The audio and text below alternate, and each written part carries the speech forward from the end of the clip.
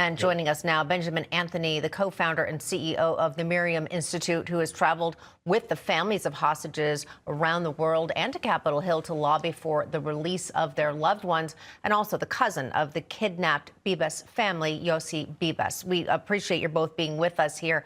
Yossi, we know the Bibas family has drawn international attention as they were all kidnapped together. And their adorable baby we see right there, Kafir, the youngest of the hostages held by Hamas, and of course the family and especially their infant, has been a symbol for the hostages' freedom and of course reminding people how barbaric this terrorist organization is.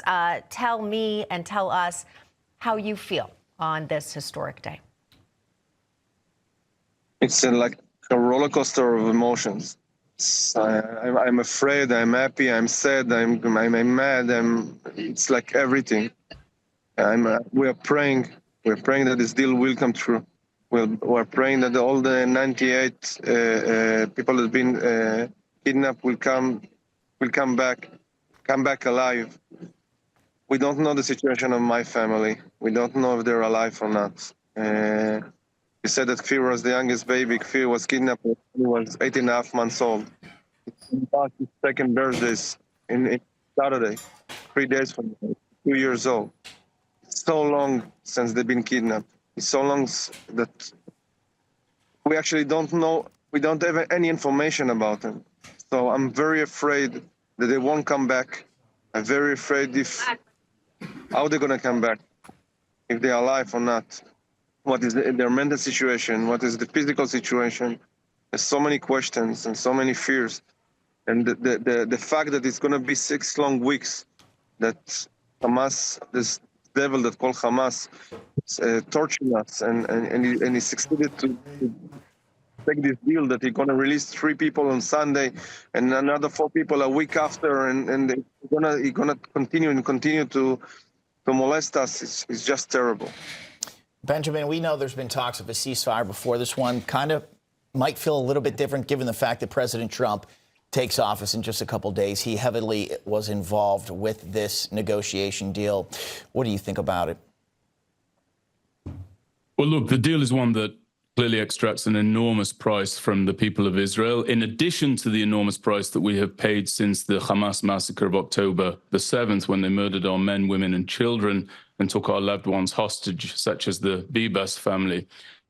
But the return of our hostages will help. It will help to heal a collective, a national, and even an international heart that has been harmed and injured for far too long, and frankly, that would never be whole without these hostages home. And who are the people that Israel wants home? Well, it's people like Yossi's family. It's Ariel Bibas, 4 years of age. Kfir Bibas, 9 months of age. Yarden Bibas, 34 years of age. And Shiri Bibas, 33 years of age, the parents of the infants. Now, who do the Palestinian Arabs want to bring back to their society? They want to bring back people like Ibrahim Hamid. Hamid was the mastermind behind 90% of the bombing attacks during the Second Intifada, this wave of Palestinian homicide bombings against innocent Israelis, Jewish and non-Jewish alike.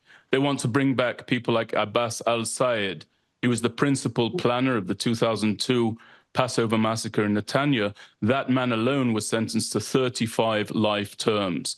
It tells you everything about these two respective societies when you look at who they want to bring home. We want our infants, our men, our women, our elderly, and our injured. Palestinian Arabs want mass murderers, terrorists, criminals that no society should ever want amongst its midst. But here we are in this reality.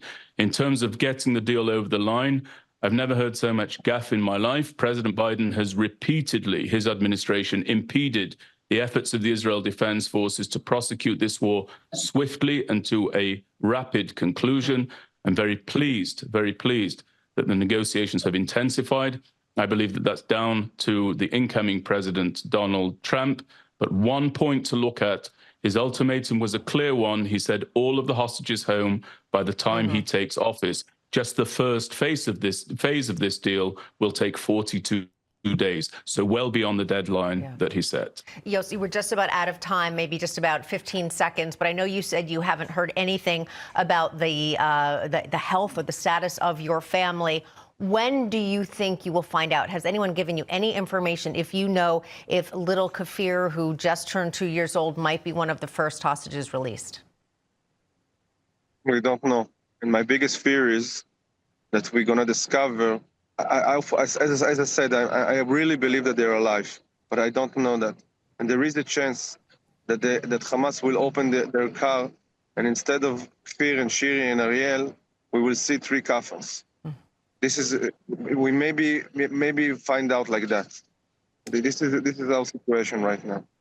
We certainly hope that that is not the case and that your family is returned to you safe and sound. Yes, absolutely. Hoping for the best, without question. Gentlemen, we got to leave it there. Best of luck moving forward as we will continue our coverage on this. Everyone, stick with American Agenda on the historic ceasefire deal between Israel and Hamas. President Biden just spoke moments ago. We'll revisit that and come back after a quick break. Stick with us.